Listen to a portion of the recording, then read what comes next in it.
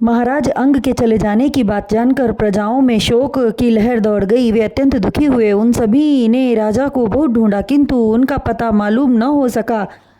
अंत में सभी निराशा को अपने मुखमंडल पर लपेटे हुए घर वापस लौट आए। इतनी कथा कहकर मैत्रेय जी बोले, हे विदुर, जिस देश में राजा न हो उस देश में चोरी, ठगी एवं अन्य अनैतिक कर्म करने वाले मुक्त रूप से अपना कार्य करते हैं, किसी का डर नहीं होता। उस समय राजा अंग की वंशावली में कोई राज्यभार संभालने योग्य न था। तब लाचार होकर ब्राह्मणों ने बेन का राज्याभिषेक कर दिया। शक्तिशाली तो वह था ही, राज्यभार ग्रहण करते ही उसने चोर डाकुओं को पकड़कर दंडित करना आरंभ कर दिया। प्राणदंड के भय से शीघ्र ही उसके राज्य से चोरों का नाम मिट गया। उसके डर से जो उसके पिता महाराज अंग के शासनकाल में कर नहीं देते थे वे भी कर देने लगे। सातों द्वीपों में बेन के समान प्रतापी एवं बलशाली राजा अन्य कोई न था। अपने बल के घमंड में चूर बेन ने विचार किया कि जो लोग देवताओं की पूजा करते हैं उन्हें मेरी पूजा करनी चाहिए। अन्नदाता मैं हूँ, मेरा राज्य है, सबका पालन मैं करता हूँ, तो मेरी पूजा होनी चाहिए। मेरे सन्मुख देवता क्या हैं? इस प्रकार की दुर्भावना के वशीभूत होकर वह भगवान को भी भूल गया और नास्तिक हो गया। फिर अपने राज्य में यह मुनादी करा दिया कि जिस व्यक्ति को पूजा पाठ करना हो, दान तप यज्ञ करना हो, वह मेरे नाम की करे, अन्यथा वह मनुष्य दंड का भागी होगा। तत्पश्चात अपनी संपूर्ण सेना लेकर विजय यात्रा पर निकल पड़ा। बलशाली तो था ही, अतः जिस देश अथवा नगर में जहाँ जाता वहाँ का राजा उसकी अधीनता स्वीकार करके उसे भेंट इत्यादि देता।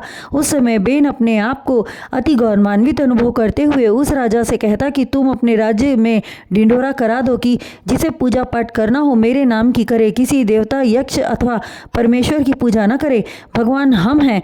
बेन के भय से सभी उसके आदेशानुसार कार्य करने लगे, जिससे धरती पर दिन दर दिन पाप बढ़ने लगा और पुण्य एवं धर्म का लोप होने लगा। यह देखकर ऋषियों एवं ब्राह्मणों ने आपस में विचार विमर्श किया कि राजा का कर्म होता है पाप एवं अधर्म मार्ग पर चलने वाले को दंड देना, जबकि यह राजा बेन स्वयं अधर्मी हो रहा है। यही दशा रही तो एक दिन ऐसा भी आएगा जब धरती पर धर्म नाम की चीज ही नहीं रहेगी। अतः हमें एक बार चलकर बेन को समझाना चाहिए। हम लोगों ने ही उसे राज्य सिंहासन पर बैठाया है, हो सकता है हमारी बात माने। इस प्रकार विचार कर भृगु, वशिष्ठ तथा अन्य बहुत से ऋषि मुनि तथा ब्राह्मण एकत्रित होकर राजा बेन के पास गए। राजा ने उन्हें प्रणाम किया तथा सत्कार करते हुए सम्मान पूर्वक बैठाया। ऋषियों ने कहा, हे राजन, हम आपको एक बात से अवगत कराने आए हैं, उसे मानने में तुम्हारा कल्याण है। तब राजा बेन ने पूछा, वह कौन सी बात है जिससे आप सभी हमें अवगत कराना चाहते हैं?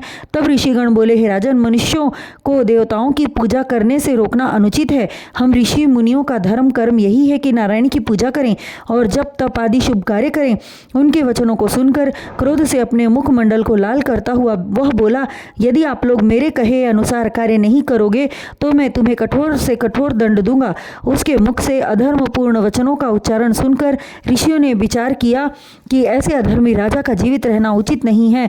तब ऋषियों ने अपने कमंडल में जल लेकर जल को मंत्रबद्ध करके बेन के ऊपर डालकर तुरंत मृत्यु को प्राप्त होने वाला श्राप दे दिया, जिससे राजा बेन की मृत्यु हो गई। बेन की मृत्यु पर उसकी माता बहुत रोई और यह विचार कर कि कभी ये ऋषि मुनि मेरे पुत्र पर प्रसन्न हो इसे पुनर्जीवित कर देंगे, सो उसने बेन के तन को जलाने न दिया बल्कि उसके पेट को फाड़कर उसकी आंतें निकलवा ली और उसमें मसाले भरवाकर तेल में रखवा दिया, जिससे कि वह सड़ने न पाए। अधर्मी राजा की मृत्यु होने के पश्चात फिर से धर्म कार्य होने लगे, किंतु दूसरी तरफ बिना राजा के देश होने से चोर लुटेरों के मन में समाया भय समाप्त हो गया।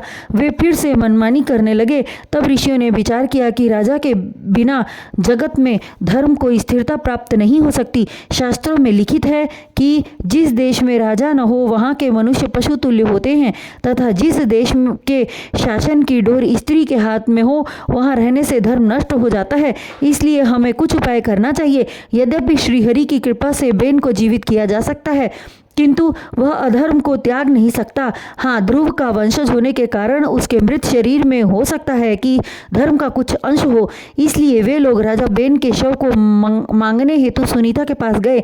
यह जानकर कि ऋषिगण बेन के मृतक शरीर को लेने आए हैं, सुनीता बहुत प्रसन्न हुई।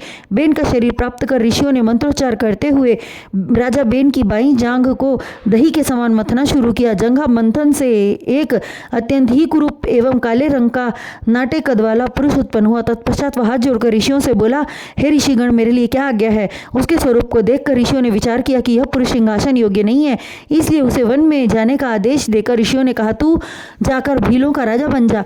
ऋषि वचनों को सुनकर वह वन में चला गया। कालांतर में उससे उत्पन्न होने वाले मनुष्य मल्लाह, मुसहर आदि कहलाए। उस काले व्यक्ति की उत्पत्ति से बेन के शरीर से संपूर्ण पाप समाप्त हो गया तथा तब ऋषियों ने आपस में विचार विमर्श किया और उसके दाहिने भुजा के मंथन का कार्य प्रारंभ किया।